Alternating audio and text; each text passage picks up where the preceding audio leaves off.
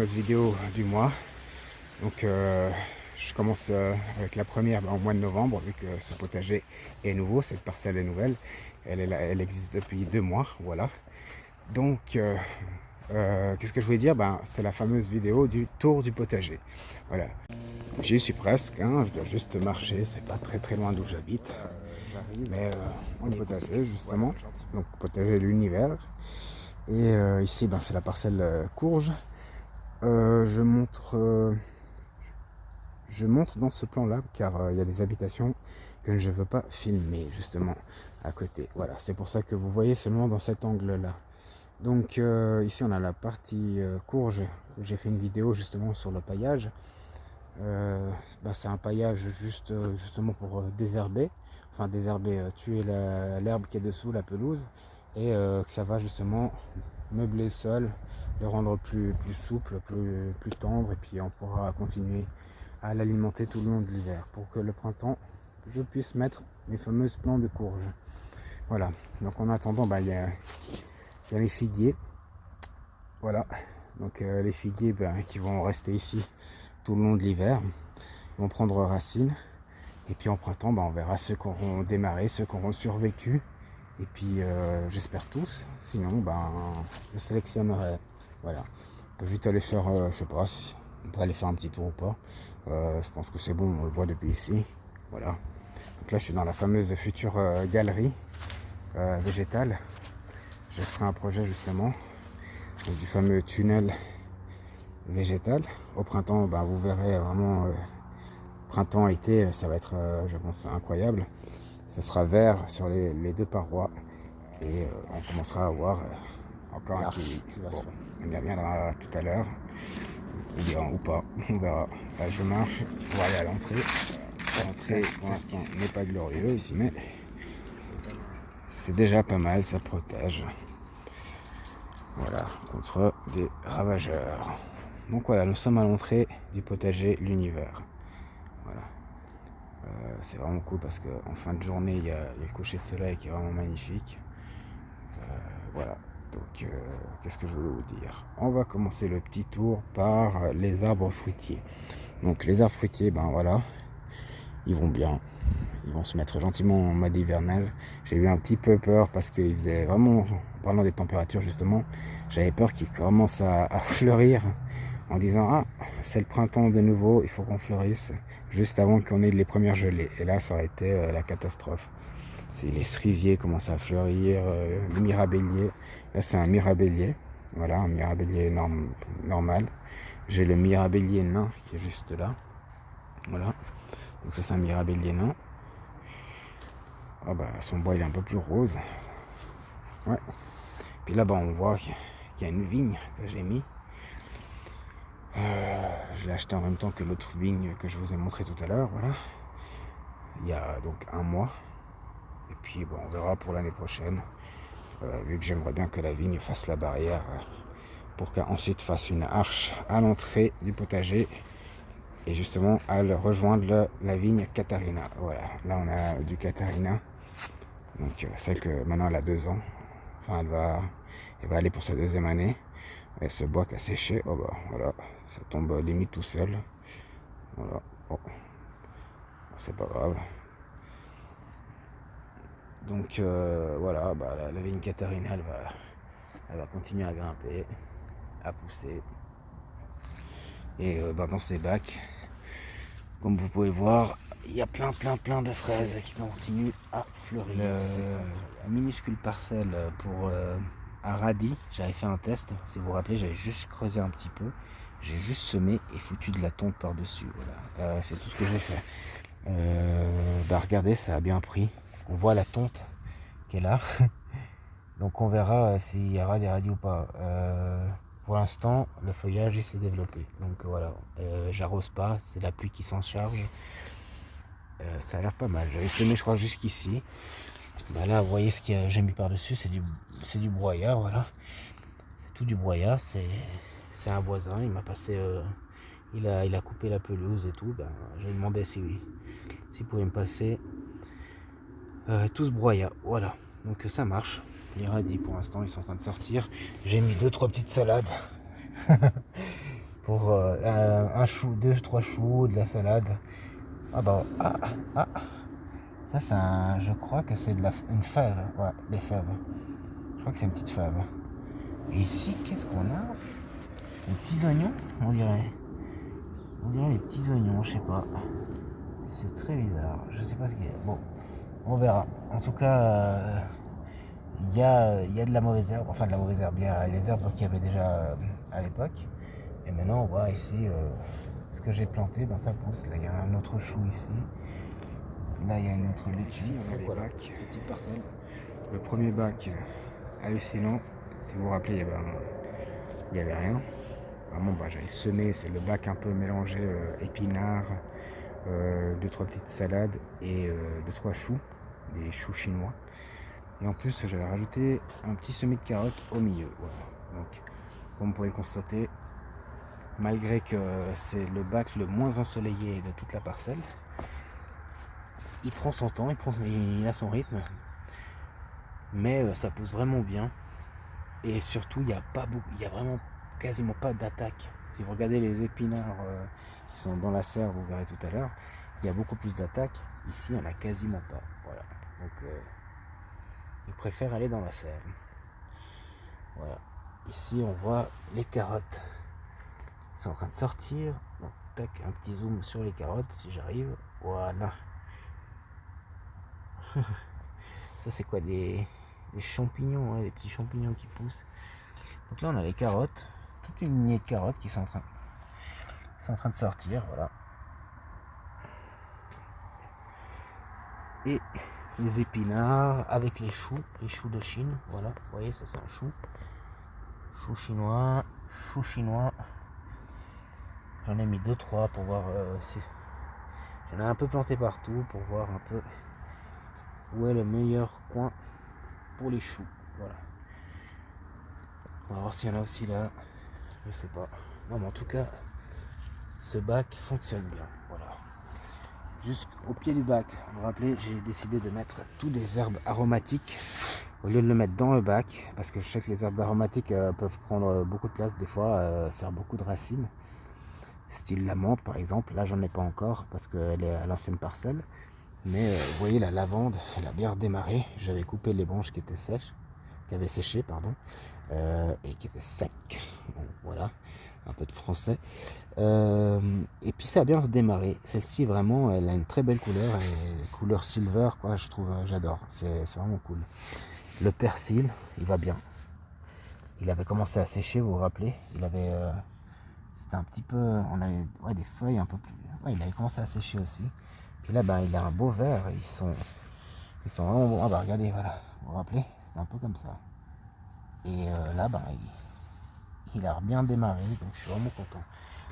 Et voilà, ça fait une barrière naturelle justement. C'est peut-être aussi pour ça qu'il y a zéro attaque à mon avis. Ça marche vraiment bien. C'est incroyable. Il y a zéro attaque depuis, je pense que c'est peut-être ça. Il y a de la lavande, il y a du persil. Bah voilà, c'est la preuve que ça marche, quoi. Ça marche pour de vrai, c'est pas juste du blabla. Donc on voit celui-là aussi qui a démarré, il est revenu couleur silver. Donc c'est vraiment cool. Il a bien redémarré, parce que là vous pouvez voir la différence. Celui qui est en train de redémarrer, donc il est vert pour après repartir sur du silver. Et là il y en a un autre que je suis en train de sauver. On verra s'il redémarre ou pas, s'il est mort. Il fait encore un peu de résistance, donc on verra, je sais pas. Je vais essayer de le planter. Puis, mais on voyait la différence de ça à ça, et de ça à ça, et de ça à ça. Voilà. Et après, ben, ça devient plus grand, et je ferai aussi une vidéo sur le buturage, je sais pas, buturage, voilà, sur les boutures, justement pour la lavande, tout ce qui est herbe aromatique. Voilà. Le bac, comment dire, le bac chou-fleur, voilà. Donc ils vont super bien. Voilà, le filet il marche bien, il y a toujours zéro attaque, ils vont super bien, on voit. Et on peut voir aussi la différence, je sais pas si je vais essayer de faire comme ça, ah oui on voit, voilà. Toute la salade à tondre, qui est en train de pousser. Voilà, justement, j'ai une petite vidéo. Hop, ça c'est la feuille. Ouh, on passe sur la feuille. On revient. Donc il y a une belle ligne de salade à tondre qui arrive, qui commence à pousser. Voilà, c'est magnifique. C'est parfait. Et puis j'ai les poireaux aussi. Donc voilà, un poireau, ils est tout petit, ils sont en train de se développer. Un autre poireau qui pousse. Je crois que il y a des poireaux aussi de ce côté, tout minuscules, que j'ai décidé quand même de planter normalement. Les minuscules, on les plante pas. Mais bon, moi j'aime tout le monde, donc voilà, on va dire que qu'on va accepter tous les poireaux, même s'ils sont petits, minuscules, ils vont bien pousser un jour, tôt ou tard. Voilà. Donc là, vous pouvez voir, les choux-fleurs se portent super bien. Ils commencent vraiment à pousser, ils poussent très très vite. Donc là, le feuillage va se développer très vite. Je pense qu'on pourra avoir les premiers choux-fleurs d'ici le mois de janvier. Ça serait cool. Ils ont un pied assez fort, assez costaud. Donc à l'intérieur, il y a du broyat. Il y a de la terre, du broyat et de la paille et du crottin de poule. Voilà. Donc c'est du granulé en granulé. Voilà. Et enfin du crottin, c'est pas du crottin, du caca de poule, je vais vous dire, parce que c'est du guano plutôt, au lieu d'être du crottin. Ça c'est un poireau. Voilà. Donc on a les feuilles qui se développent bien. Ici, oh, il y a une attaque, mais regardez la forme de l'attaque. Ah, j'avais cru un petit cœur. On aurait cru un petit cœur de loin, mais voilà, bon, je sais pas. On a une petite attaque, mais bon, c'est pas très grave. Attends, je vois si je trouve la chenille. Mais sinon, vous voyez que ils vont bien. Ils poussent encore un petit peu parce qu'il y a du soleil, mais pas de nana. Point. Bon, je vais reprendre. Mais justement, il y a du soleil, donc ils se développent. Ils arrivent encore à faire des feuilles. Voilà. Donc ça va plus lent qu'en été. Mais vous voyez, le bananier, il se développe bien. Après son feuillage, moi cette année, j'ai décidé de rien faire. Ça va être la première année où je vais rien faire. Chaque année, moi, je coupe les feuilles pour éviter que ça pendouille comme ça et tout. Mais j'ai décidé maintenant de faire comme dans la nature. C'est-à-dire, je vais rien faire. Les bananiers, s'ils vont se casser la gueule, s'ils vont moisir, s'ils vont reprendre et tout, je vais rien faire du tout. Je vais même pas traumatiser le bulbe parce que c'est clair que ça peut marcher. Que si vous taillez jusqu'ici, vous coupez tout, c'est-à-dire au printemps prochain, il peut vous générer plus de bulbes. Voilà, il peut vous générer d'autres petits bananiers. Normalement, ils le font déjà par eux-mêmes. Regardez la taille.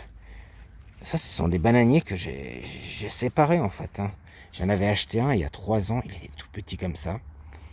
Et depuis après, j'en ai eu plusieurs, j'en ai offert d'ailleurs, grâce à un seul bananier, ce qui est hallucinant, j'en ai plein.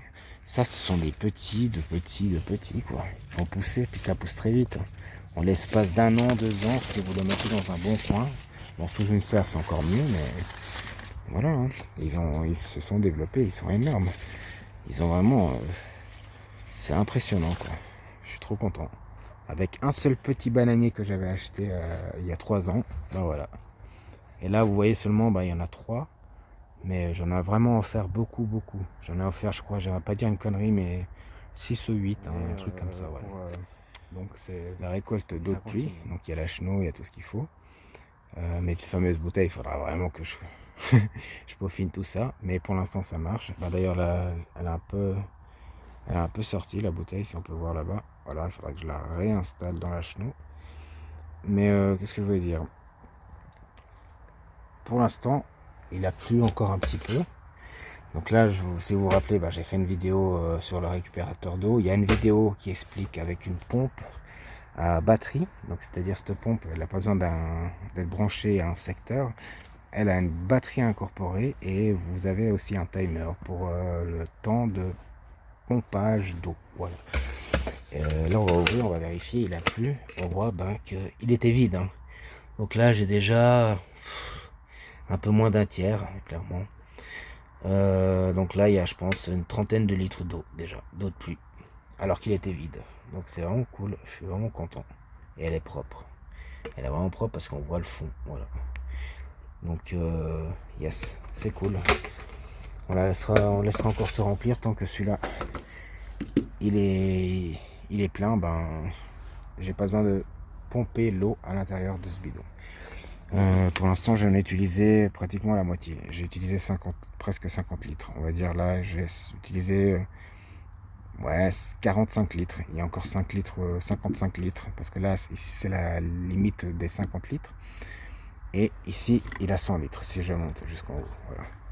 Donc là, ben, c'est de l'eau de pluie. Voilà. Magnifique. Bah, ça marche. C'est très productif. Je m'attendais pas sur une petite superficie de genre d'avoir autant d'eau avec une petite rigole. Puis un système, voilà, fait un peu à la one again, on va dire. Et puis, bah, ça marche. Ça marche. Il est en train de se remplir pour la deuxième fois. Alors, on va faire un petit tour de la serre. Donc déjà, je suis trop content de voir mon avocatier. Car, je reprends en place la porte, car il fait un peu froid, voilà. Donc, je suis déjà trop content de mon avocatier. Pourquoi? Parce que si vous vous rappelez, je vous avais dit, bah, il tire un peu la gueule. Je l'avais replanté en pleine terre. Donc il était dans un pot. Et puis normalement, ben, ça se fait. Les arbres fruitiers, oui, c'est clair que octobre, novembre, c'est la meilleure saison pour les planter en pleine terre. Mais vu que c'est pas un arbre fruitier d'ici, c'est plutôt exotique, c'est mieux de le faire au printemps. Voilà. Pendant la période chaude. Mais vu qu'on a eu un été indien, un été très... pardon. Ouais, c'est un été indien. Vu qu'on a vu un mois de septembre, octobre et novembre exceptionnel, voilà, bah, il a repris, il est bien. D'ailleurs, il aime un peu plus la fraîcheur que la chaleur, parce que j'ai remarqué quand le thermomètre qui est dans la serre indique des hautes températures. Là, on est à 7 degrés, donc 7 degrés 2, 5 degrés minimum, ouais, ça a vraiment chuté. Bah, vous voyez, il va super bien. Donc là, il est protégé du vent, des courants d'air, car il est à l'intérieur de la serre. Mais il supporte aussi des températures assez froides. Voilà. Donc, clairement, vous lui mettez la petite couverture un peu à la base, où il y avait le noyau, pour éviter qu'il chope trop de courants d'air, au cas où s'il y a les petits courants d'air. Et puis tout va bien se passer, voilà. Là d'ailleurs, si vous regardez, il est en train de faire une deuxième branche. Voilà. Il fait des branches un peu partout. Il a vraiment des départs, des bourgeons de partout. Et je trouve... bah, il a une génétique très forte. Il est magnifique. Magnifique. Cet avocatier fait haut, il est haut, mesure, on va dire. Ouais, il fait 1 mètre. Ouais. Un bon mètre. 1 mètre. 1 mètre 10. 1 mètre 10, voilà. Voilà. Donc, c'est cool quoi. On arrive là. Ouais, 1 mètre. 1 mètre 10. Donc voilà, on va continuer le tour de la serre. Qu'est-ce qu'on voit? Bon, on voit les salades. Les salades qui sont contentes d'avoir de nouveau des températures assez fraîches. Voilà, donc elles continuent, elles reprennent leur croissance. On voit les feuilles, elles commencent à avoir des belles plis, des belles veines. La couleur elle est magnifique, ça me donne envie de les croquer. Il y a pas mal d'attaques ici à l'intérieur, vu qu'il n'y a pas de filet de protection. J'ai eu beaucoup de chenilles, j'en ai encore d'ailleurs. Il faut que j'en enlève, faut que je vérifie plus ou moins tous les jours. Je fais un petit tour et les enlever à la main. Le problème c'est qu'il a fait tellement chaud au mois de novembre que je m'attendais pas. Au début novembre il a fait assez chaud. Et donc les papillons, ben voilà, ils ont batifolé et ça fait plein de petits bébés. Maintenant, qu'est-ce que je voulais dire? La salade, elle pousse bien. Les choux, ils sont attaqués, mais ils poussent super bien. Il n'y a rien à dire. La croissance elle se développe très bien. Voilà. Là, on commence même à avoir des premières les premières vraies feuilles, tout clair. Il faudrait que je surveille l'attaque des chenilles, voilà, pour éviter que elles me les mangent toutes. Ici on a quoi? De l'oignon qui se développe. Donc on a un joli oignon là, voilà. De l'oignon. Un petit oignon qui se développe. Le poireau, si vous vous rappelez, il est très fin, puis là, il commence à avoir une petite largeur. On commence à voir le poireau. Ça c'est cool. Ici il y en a aussi. Ouais, 7 degrés, ça a un peu augmenté. Voilà, il faudra que je remette le petit carreau qui était là, on va dire. Enfin, la petite fenêtre pour fermer. Donc voilà, ici on a encore des poireaux qui se développent. C'était les 4 premiers poireaux que j'avais plantés dans la serre. Et ben on voit que ça pousse. Les radis. Les radis, ben, j'ai une petite astuce en fait. Les radis, moi je coupe le feuillage en fait.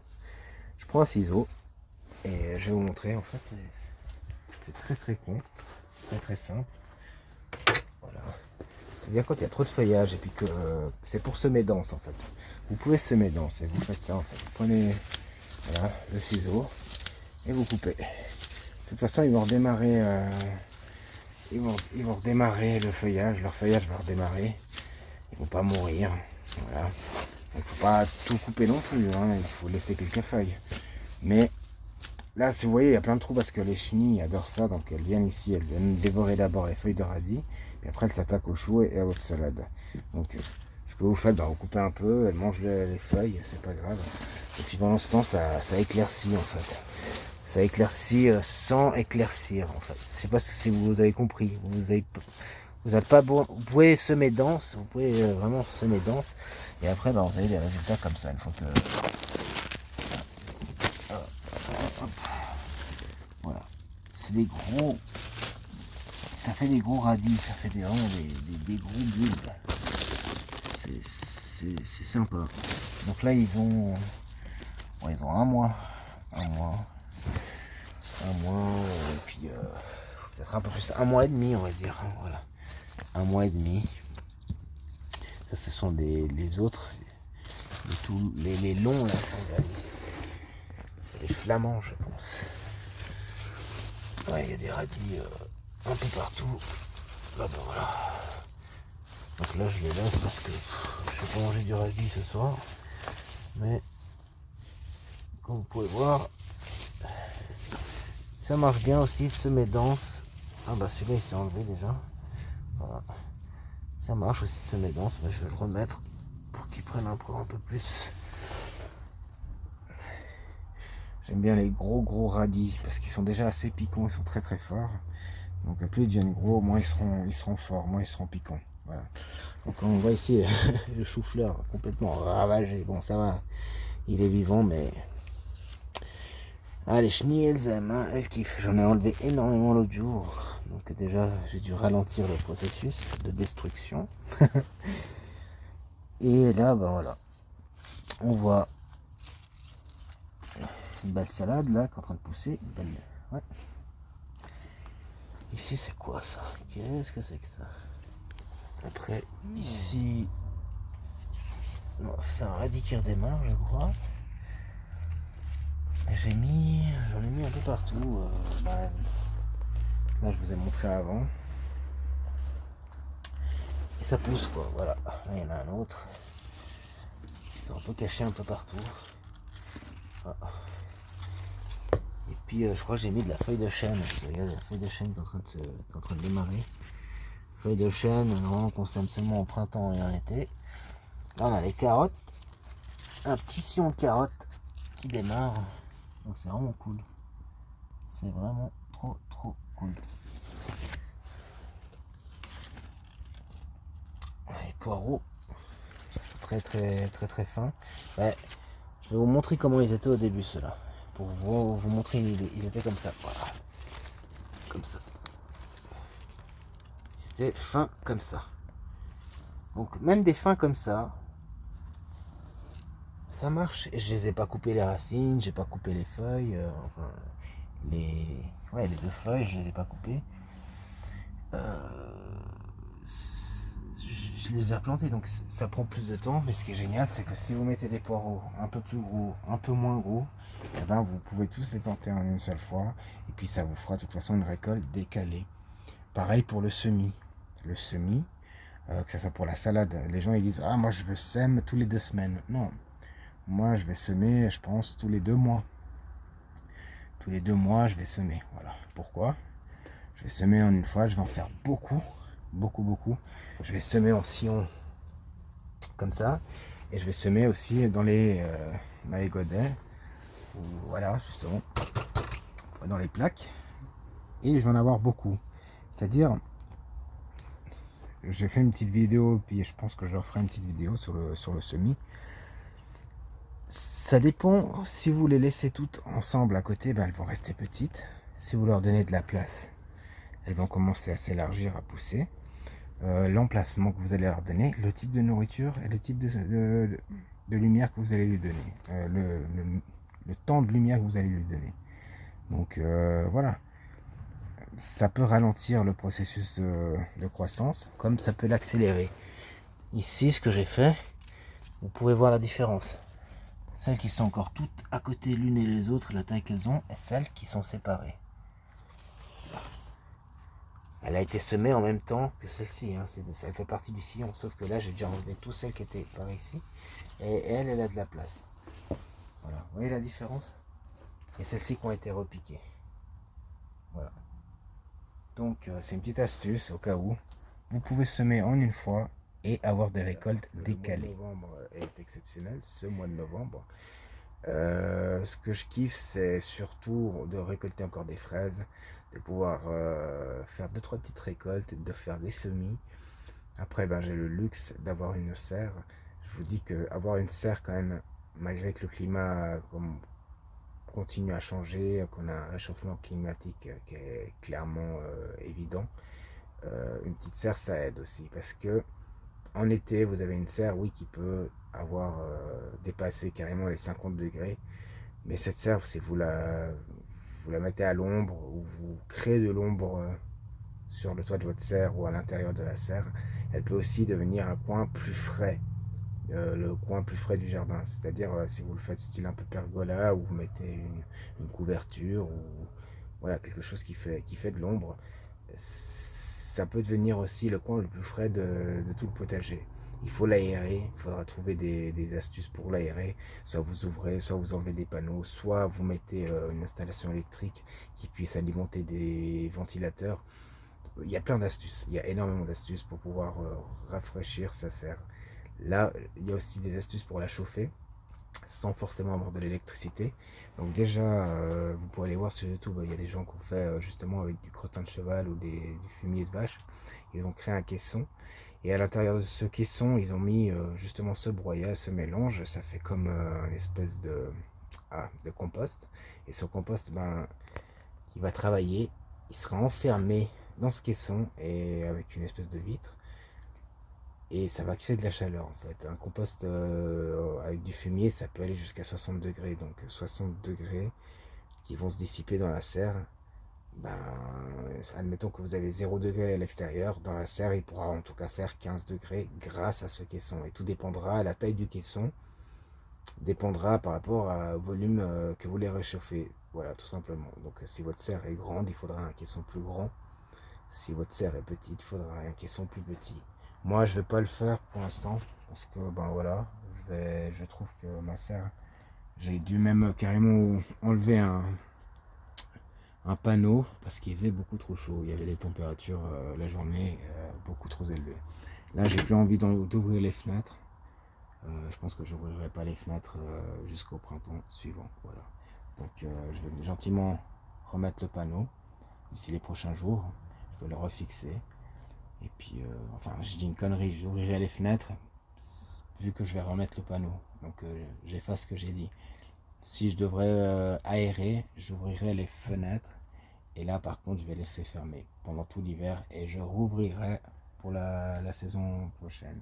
Donc, c'est-à-dire la saison 2023. Voilà. C'était Green Tug. Donc, moi.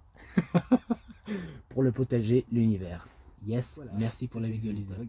Donc, moi, pour le potager, l'univers. Yes, les amis.